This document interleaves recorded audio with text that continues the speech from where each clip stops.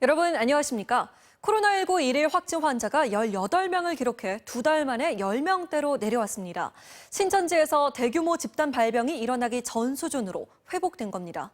하지만 아직 마음을 놓아서는 안 될 것 같습니다. 완치된 이후에 다시 양성 판정을 받는 환자가 늘고 있고 소규모 집단 발병도 계속되고 있습니다.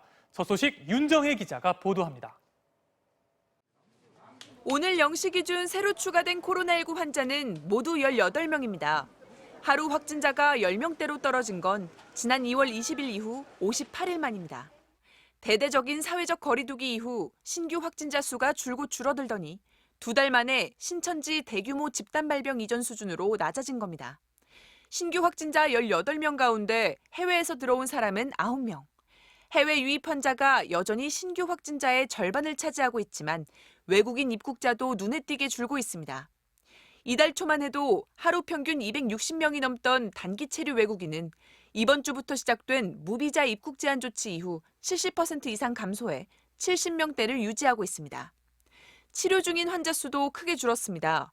현재 치료를 받고 있는 대구 지역 환자는 처음으로 1,000명 아래로 떨어졌고 전국적으로 완치율은 74%를 넘었습니다.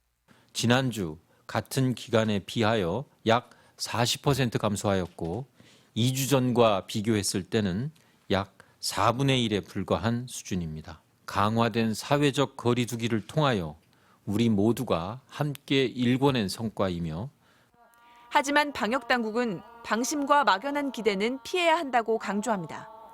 코로나19에서 완치돼 격리 해제됐다가 다시 양성 판정을 받은 환자만 173명. 거의 모든 연령대에서 재양성 환자들이 늘어나고 있고 재양성의 경우 대부분 감염력은 없는 것으로 추정되지만 정확한 원인은 아직도 모릅니다. 또 지난 15일에 치러진 제21대 국회의원 선거와 거리 유세의 영향은 앞으로 1, 2주 뒤에나 나타나기 시작해 아직 안심할 수 없습니다. 방역당국은 내일 휴일을 맞아 되도록 외부 활동을 자제하고 불가피할 경우 밀폐된 공간보다는 야외 활동, 대규모보다는 소규모 활동을 당부했습니다. 야외 활동 후에 도리어 밀폐되거나 밀집된 식사 모임 공간을 찾아가서 뒤풀이, 회식 등 여러 사람이 함께하는 기회가 있는 경우가 있는데 도리어 이럴 경우 감염 가능성이 증가된다고. 특히 고령자와 임신부, 흡연자 등 코로나19 고위험군의 경우 고강도 사회적 거리두기 기간이 끝나더라도 당분간은 계속해서 외출을 자제해야 한다고 강조했습니다. MBC 뉴스 윤정혜입니다.